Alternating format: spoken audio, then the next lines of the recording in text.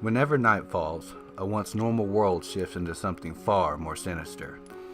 The streets go from being filled with traffic to oddly vacant. The businesses go from loudly booming to silently sleeping. The voices of pedestrians go from obnoxious chatter to wind whispering. And finally, the birds go from gleefully singing to crickets hauntingly chirping.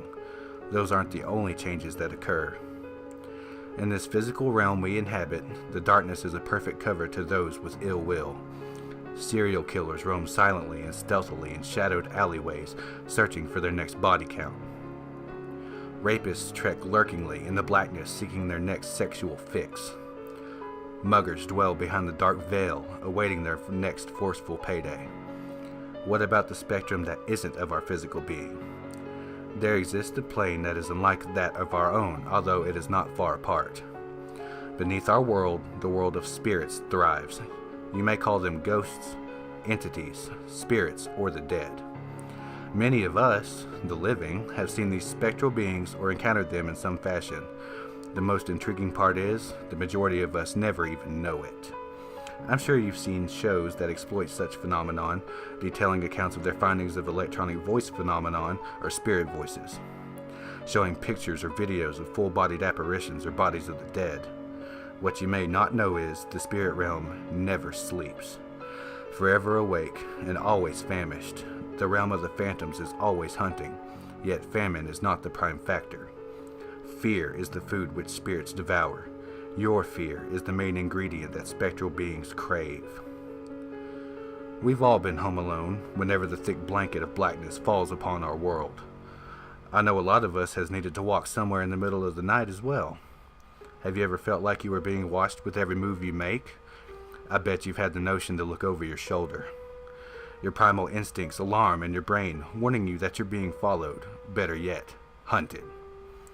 The average human being walks by a house, business, or a piece of land that is infested with unrested spirits at least twice in their life. This fact, however, is normally harmless. If you walk past these places with fear in your heart or mind, an entity will sense what they crave and follow you home. On the other hand, it's not only the souls of the dead that roam in the shadows. Many demons dwell on this planet with us, either conjured into our plane through a dumb teenager equipped with a Ouija board or into a place drenched in pure evil. However, you've never have to encounter a spirit or demon. Do you have fear in your heart? I can see that you're shivering. Did the temperature just rapidly drop around you? How do you feel about seeing your breath in the middle of July? I can hear him talking about you. He says your fear smells absolutely delicious. He's standing right behind you. Well, you just missed him. Did you see him out of the corner of your eye? He wants you to see him. He's screaming for you to try harder. He's beginning to become angry. His hollow eyes are bleeding. Can you feel his breath on your neck? I can feel your heart pounding from here. Thump, thump, thump. He's walking right beside you. Did you feel that? He just slid his cold fingers along your array of goosebumps. Now you've allowed him to gain enough energy. He's approaching your back. Whenever you have a spirit attachment, it's not the cold spots that affect you, nor is it the creaks in your floorboards. It's not the tapping on your walls or the voices in your ears. It's not the breath on your neck or the fingers in your hair.